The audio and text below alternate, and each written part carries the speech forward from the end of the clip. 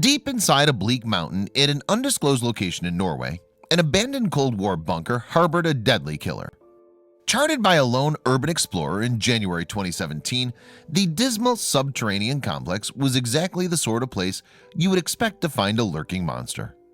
The explorer shone his torch over the entrance, revealing a crude tunnel that regressed into blackness.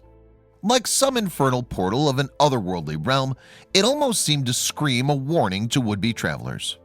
On reflection, would you go in there alone? But beside the strong suggestions of menace, the explorer was undeterred. Equipped with a flashlight and a video camera, he made his way inside. "Let's get to work," read the subtitle on his finished video. And with that, he disappeared into the darkness. The explorer, who goes by the online name of Olav, has been publishing videos on YouTube since 2012.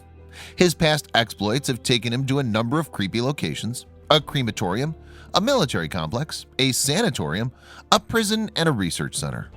All were abandoned and decayed.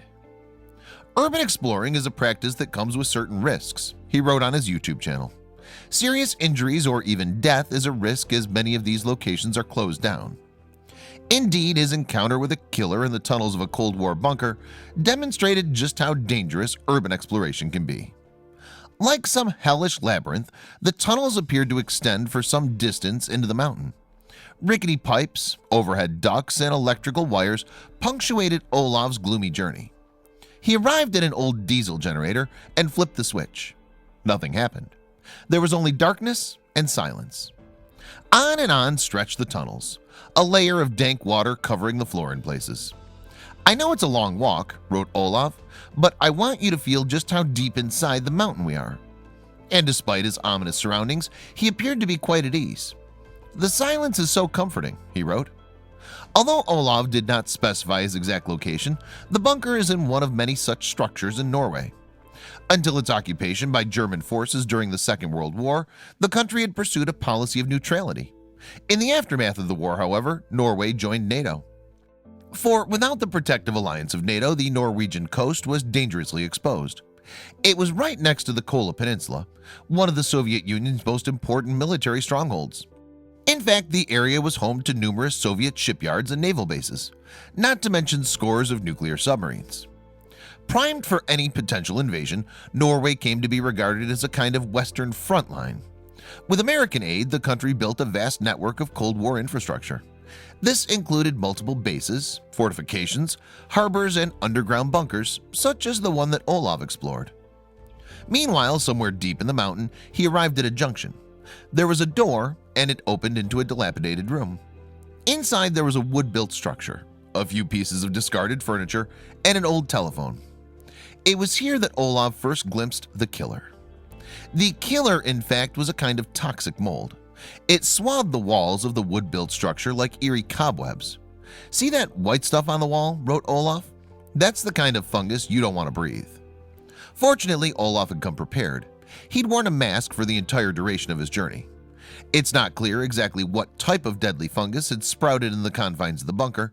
However, one of the most toxic molds known to science is Stachybotrys chartarum. Stachybotrys chartarum has been linked to liver, brain, and nerve damage in humans. It can even cause death. However, Stachybotrys is a black mold, not white. Still, it may have been present in the bunker, as white molds sometimes turn black once they mature and begin producing spores. Continuing on his exploration, Olav entered another toxic area. This one was strewn with rotted tables and chairs, broken chalkboards, and discarded detritus. The walls were dusted with an ominous black mold, compelling evidence, perhaps, that the bunker was indeed infested with deadly Stachybotrys chartarum. Soon, Olav arrived in the kitchen, a grim, gutted space with just a few broken chairs. After that, he came to the bunker's mainframe, where power was distributed to the entire facility.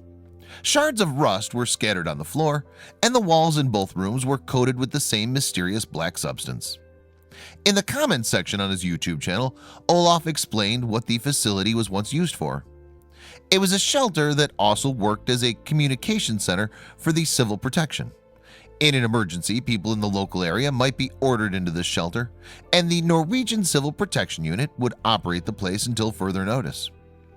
Could the shelter be revived one day? Norway has a population of 5.2 million people, wrote Olaf. We have shelter for 2.5 million people. I don't want you to be afraid, but I'm asking you to think about it. Should we forget these places, or do we still want them around just in case?